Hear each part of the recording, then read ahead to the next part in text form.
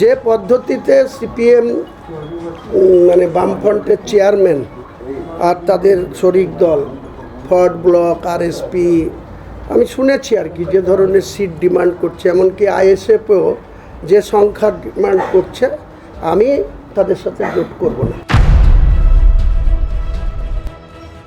CPM এর সঙ্গে নাকি জোটে অনীহা, কিন্তু এক সময়ে শুরু অধীর চৌধুরীকে নিয়ে সুর নরম।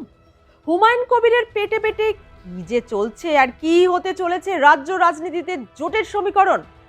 এই তো সেদিন সিপিএম এর সঙ্গে জোট করা নিয়ে আশাবাদী ছিলেন, এমনকি মোহাম্মদ সেলিমকে জোটের মুখ বলে দাবিও করেছিলেন। তবে কি এমন হলো যে সিপিএম এর সঙ্গে জোট করবেন না বলে সাফ জানিয়ে দিলেন হুমায়ুন কবির?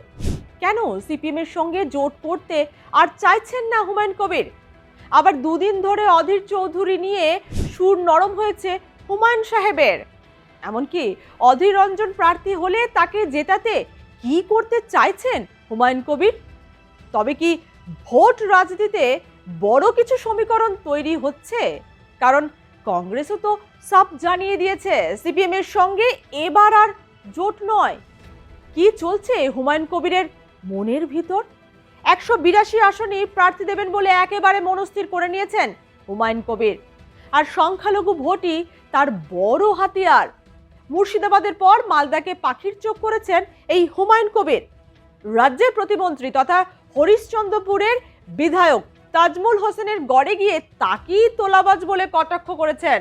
তৃণমূলের গড়ে গিয়ে জনতা উন্নয়ন পার্টির কার্যালয় খুলে মালদায় 12 আসনে প্রার্থী দেওয়ার কথা জানালেন এই হুমায়ুন কবির। এমনকি তার দলে নাকি থাকছে হিন্দু আদিবাসী সম্প্রদায়ের প্রার্থীরাও। যে দলের তিনি মন্ত্রী, সেই মুখ্যমন্ত্রীর কাছে এটার কোনো গুরুত্ব নেই, আমরা সেটাও জানি।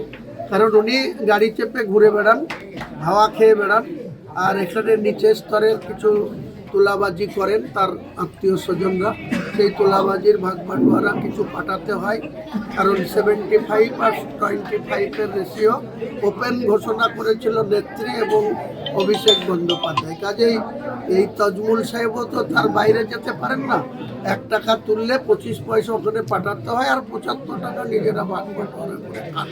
বাংলার মানুষের কি উন্নয়ন হয়, এই বিধানসভার মানুষের কি উন্নয়ন হয়, সেটা আপনারা বিচার করবেন। মানুষ বলছি হরিশ্চন্দ্রপুর, মালতপুর, রতুয়া, আপনার মানিকচক, মোথাবাড়ি সমস্ত জায়গাতেই মানে 12টা আসনই প্রার্থী দিচ্ছেন আপনারা। সম্ভাব্য নামপুরের এখনই কোনো নাম বলবো না, আমাদের প্রার্থী তালিকা যখন প্রকাশ পাবে নিশ্চয়ই জানতে পারবেন কোন বিধানসভায় কে করবে। হিন্দু প্রার্থী দেবেন নাকি আপনি এবার আপনার দলে? হ্যাঁ নিশ্চয়ই, দুটি মুসলিম প্রার্থী হবে হবিবপুরে, শিডিউল কাস্ট প্রার্থী হবে। তেমনি আমি অন্য বিধানসভাতেও হিন্দু প্রার্থী দিতে পারি, সেটা তালিকা প্রকাশ করব তখন জানতে পারবো। যদিও হুমায়ুন কবিরের কথায় পাত্তা দিতে নারাজ তাজমুল হোসেন, তার কথায় হুমায়ুন কবির কোনো ফ্যাক্টরি নয়। কিন্তু এই ধরনের যে বক্তব্য বলেছে এটা কিন্তু আমাকে কেউ বলেনি। ও আচ্ছা আচ্ছা, তো বলেছে প্রার্থী টার্থী দেবে হরিশ্চন্দ্রপুরে, দিতে পারে ওর ইচ্ছা। হ্যাঁ, তাতে কি এফেক্ট পড়বে আপনার?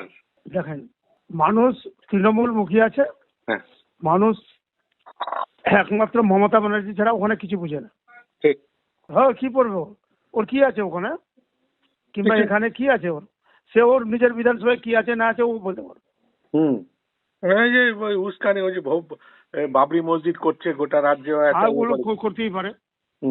বাবরি মসজিদ করবে না কি করবে ওটা ওর ব্যক্তিগত ব্যাপার। সবাই বলছে ওকে ভোট কাটার জন্য নেমেছে, তাই? হ্যাঁ, ওর কোনো ফ্যাক্টরি না তো ভোট কাটবে কি ও? আর এই বাকবিতণ্ডার মাঝে অধীর রঞ্জনকে নিয়ে সুর নরম জনতা উন্নয়ন পার্টির চেয়ারম্যানের গলায়। অধীর রঞ্জনকে হারিয়ে তার গলায় অনুতাপের সুর। এ যেন বিলম্বিত বোধোদয় নয়। তিনি ইউসুফ পাঠানকে ফালতু লোক বলে কটাক্ষ করে বলেন 5 বারের সাংসদকে হারিয়ে ভুল করেছেন। হঠাৎ এই বিলম্বিত বোধোদয়ের কারণ কি বলুন তো? এর থেকেও সোমবার তো তিনি আরো বড় কথা বলে ফেললেন। কলকাতায় সাংবাদিক সম্মেলনে তিনি বলেন মমতা বন্দ্যোপাধ্যায় ও শুভেন্দু অধিকারীর বিরুদ্ধে তিনি হেভিওয়েট প্রার্থী দেবেন, কিন্তু মুর্শিদাবাদে অধীর রঞ্জন যেখানেই প্রার্থী হবেন সেখানেই প্রার্থী দিলেও তার নিয়ম রক্ষায় অধীর রঞ্জনকে জেতাতে তিনি সব কাজ করতে পারেন। তবে কি এভাবেই গুরু দক্ষিণা দিতে চাইছেন হুমায়ুন কবির? হ্যাঁ, অধীরদা যদি বহরমপুরে দাঁড়ায়, আমি ডাইরেক্ট বলছি অধীরদার জন্য আমার যে দুর্বলতা আছে, কারণ আমি দাদা বলি, এখনও দাদা বলি, আমি তার থেকে বয়সে 7 বছরের ছোট, 6-7 বছরের। তো আমার বাড়িতে কিছু না হলে 100 দিন আমার মিসেসের হাতে রান্না করে খেয়েছে বিগত 20 বছরে। তো সে যদি কোনো জায়গায় কন্টেস্ট করে, আমি তার জন্য সেই জায়গাতে প্রার্থী দিলেও অপেক্ষাকৃত যেটুকু হেল্প করার জন্য যা করার করতে পারি, অধীরদার জন্য করব। প্রার্থী দেবেন না? হ্যাঁ, দেবো কি দেবো না সেটা পরে বলবো।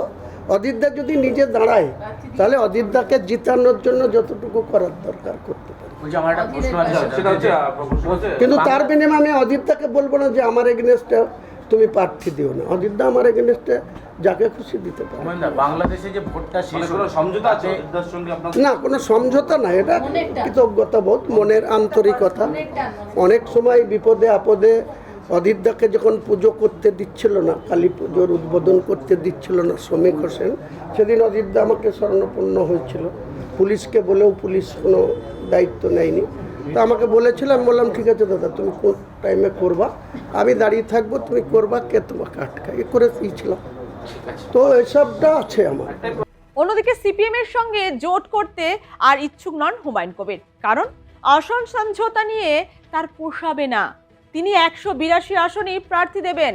আর 25শে ফেব্রুয়ারি জোটের ভবিষ্যৎ কি হবে তা অফিসিয়ালি জানিয়ে দেবেন হুমায়ুন কবির। জোট 21 তারিখে আপনাকে জানিয়ে দেবো।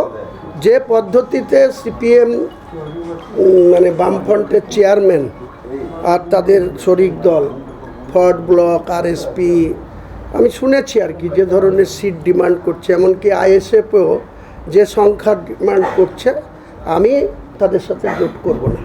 আমার জেইউপি, জনতা উন্নয়ন পার্টি, মিম এবং ছোট ছোট আরও 7-8টা রাজনৈতিক দলকে নিয়ে আগামী 25 তারিখের মধ্যে আমাদের কে কোথায় লড়বে, আমি কত সিটে লড়বো, আমার মিম কত সিটে লড়বে, আর এসডিপিআই, আজাদ সমাজ পার্টি, আরও যে ওই নতুন করে যে জাতীয় উন্নয়ন পার্টি, কারা কোথায় লড়বে 25 তারিখের মধ্যে আপনাদের ফাইনাল জানিয়ে দেবো।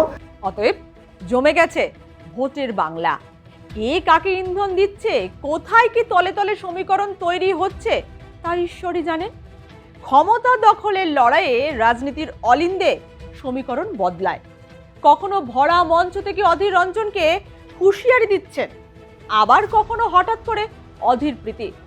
যতই তিনি বলুন না দাদা ভাইয়ের সম্পর্ক, কোনো সমঝোতা হয়নি, সত্যি কি তাই? তাহলে এতদিন সিপিএম এর সঙ্গে জোট করা নিয়ে এত লম্প ঝম্পের পর কেন হঠাৎ জোটে মন নেই বললেন হুমায়ুন কবির? তবে কি সবই জল্পনা, নাকি ভিতরে ভিতরে নতুন কোনো সমীকরণ তৈরি হচ্ছে যা খালি চোখে দেখা যাচ্ছে না? যাই হোক, হুমায়ুন কবির যে ভোট বাংলায় খেলা জমিয়ে দিয়েছেন তা ভালোভাবেই টের পাওয়া যাচ্ছে।